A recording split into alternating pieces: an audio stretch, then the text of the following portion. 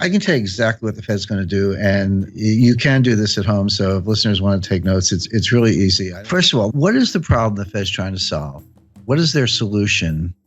And then what are the exceptions to that so that we can have a complete predictive analytic model? The problem they're trying to solve is the following. We know from a long series of experiences, 30 or more business cycles since the end of World War II, that when the U.S. is in a recession, you have to cut interest rates 3 to 4% to get the U.S. out of a recession. You need 300 to 400 basis points of cuts to get the U.S. It's like a plane heading for the ground. How do you pull it out of a nosedive and get it back up in the sky? The answer is 300 basis points of cuts. How do you cut interest rates 300 basis points when you're only at 75 basis points? The answer is you can't. And forget about negative rates. The evidence is now pretty good that negative rates do not work. In other words, negative rates are not more of the same. When you go from, let's say, 0.5%, and you go to 1/4, and then you go to 0, and then you keep going to negative 25, you didn't just ease by another 25 basis points. The evidence from Japan and Europe is that you're through the looking glass and you have very strange effects, really unintended consequences. I'll give you a couple examples. So the conventional theory is, well, the more I cut interest rates, the more stimulus I get. That's a joke, but that's what they think. But if I go negative, you're absolutely going to go out and spend the money. Because if you don't spend the money, I'm going to take it away. You sit there long enough, you'll have nothing left in your bank account because I'm going to take, with these negative interest rates, I'm going to take it away. So people will run out and spend. And the other thing is that, it's obviously, from the lending point of view, they'll borrow money, because the bank pays you to be a borrower. But here's what happens in the real world. This is the difference between academics and human beings. When people see negative interest rates, people have goals in mind. They have lifetime goals, right? They want kids' education, parents' healthcare, their own healthcare, retirement. If you start taking their money away with negative rates, guess what they do? They save more. They're like, hey, I got to put my kids through college. You're taking my money. Well, I better save more.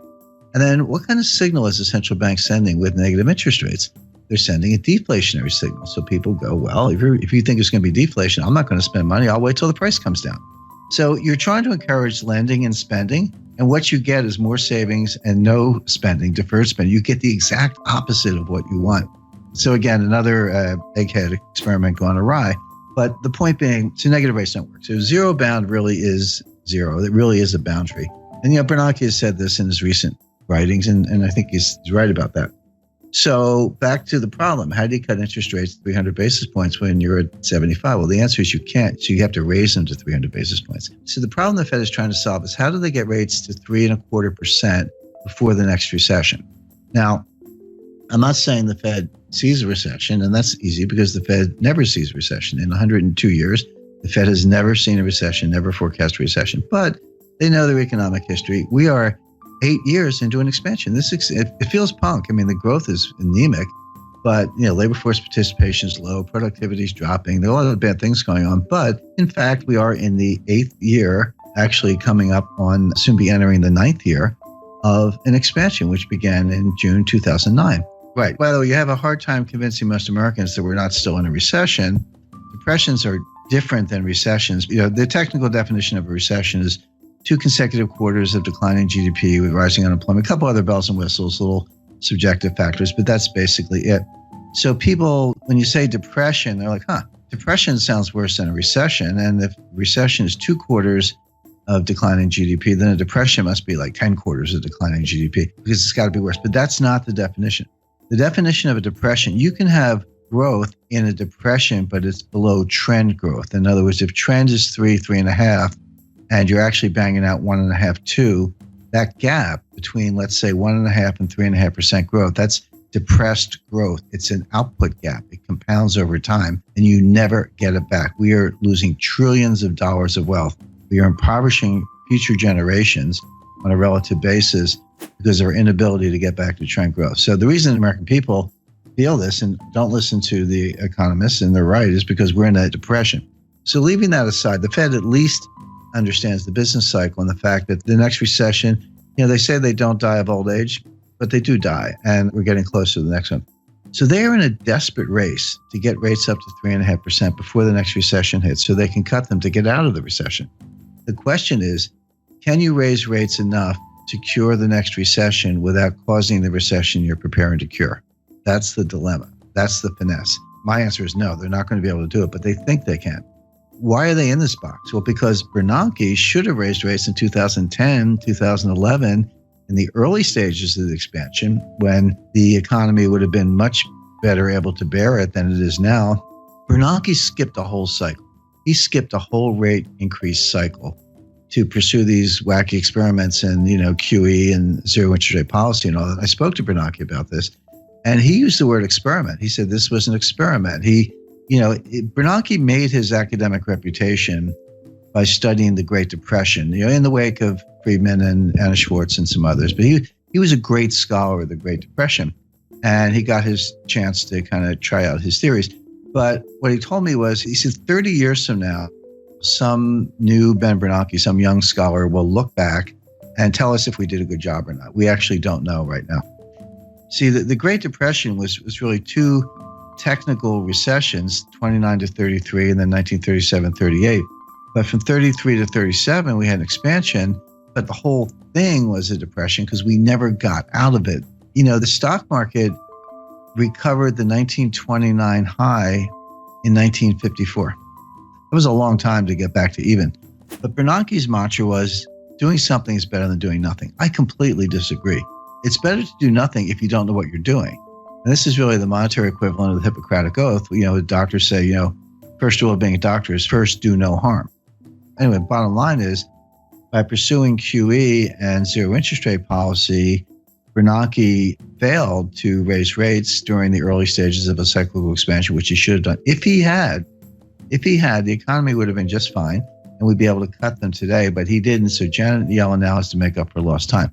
So that's the mission. But again, and this is what the market completely does not get, and the Wall Street economists don't get. Nobody gets this, because they see the Fed raising rates, and they've done the correlations and the regressions back to World War II, and they go, every time the Fed raises rates, the economy is getting stronger. So if the Fed's raising rates, the economy must be getting stronger, so bid up stock prices, et cetera. But that's like saying umbrellas cause rain. Because they've got the causality backwards. The Fed never leads the economy, ever. The Fed follows the economy. So a normal business cycle looks like this. So you get a little expansion going, and unemployment starts to go down, and industrial capacity utilization starts to go up, and inflation starts to go up. And the Fed's watching, and then it keeps going. They go, it's getting a little hot. We better raise rates. And they raise rates, but of course they started too late. The expansion keeps going. Inflation keeps going up. Unemployment keeps going down. Then the economy starts to cool down. Unemployment goes up, and then prices go down, and capacity utilization drops, and we get into recession. Like, we better cut. And then they cut, and then you hit the bottom, and then you come out of it again. So think of that as like a nice, pretty sine wave, right? That's a business expansion, business contraction over and over, 30 or so times since the end of World War II, with the Fed always following the economy, never leading the economy. So all the big brains on Wall Street, they've got all this data, and they say, well, every time the Fed raises rates, the economy is getting stronger. That has absolutely been true for like 30 times since the end of World War II. It is not true today. The reason it's not true today is because Bernanke skipped a cycle, and they're playing catch up. For the first time since 1937, the Fed is tightening into weakness. That is a key thing to bear in mind. The Fed is tightening into weakness. They are not leading the economy to strength. They are not responding to strength, even though Wall Street thinks they are. And there's a great danger that they're actually going to cause the recession they're preparing to cure, as I mentioned.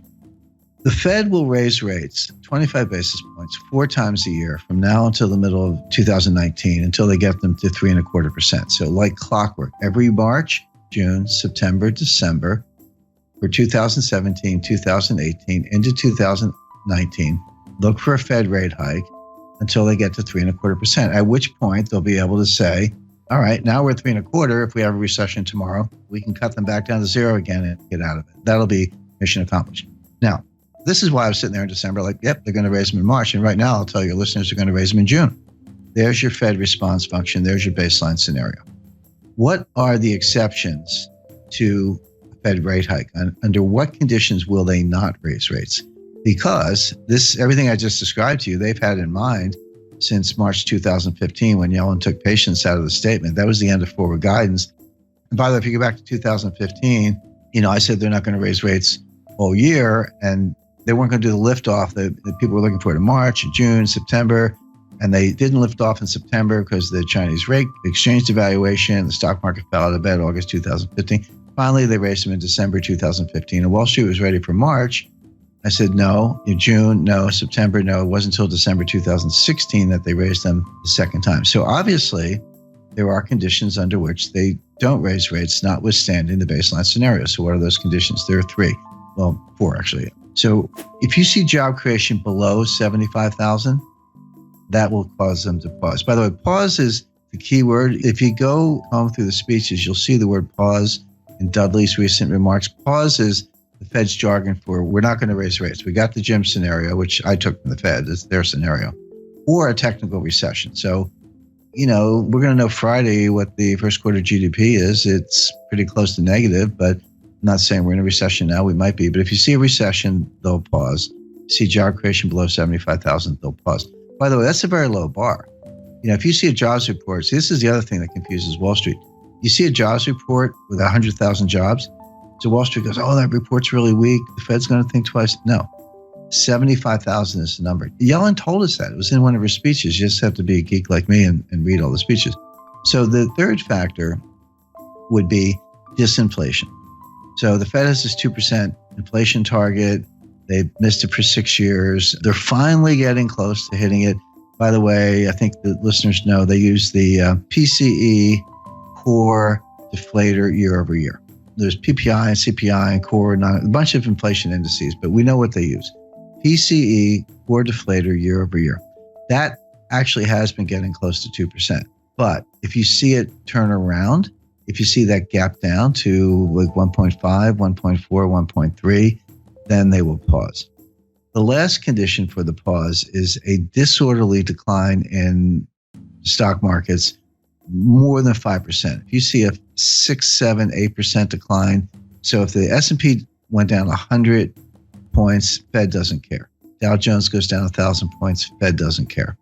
But beyond that, if you see the S&P start to go down 150 or the Dow start to go down 1,500 points in a disorderly way, it looks a little scary. It looks like there's no bottom. It looks like if you see that, they'll pause. So the Fed is going to raise like clockwork 4 times a year for the next 2.5 years, unless you see job creation below 75,000, disinflation, a technical recession. If you don't see one of those things, they're going to raise rates. And so right now, I don't see any of them. I mean, they could all happen, but it looks like, growth is going to be positive. Job creation's been decent, over 100,000. Disinflation is probably coming, but not quite here yet. And they'll want to see a couple months in a row. And the stock market's not crashing. So none of the pause conditions are in place. Therefore, they will raise rates. Simple.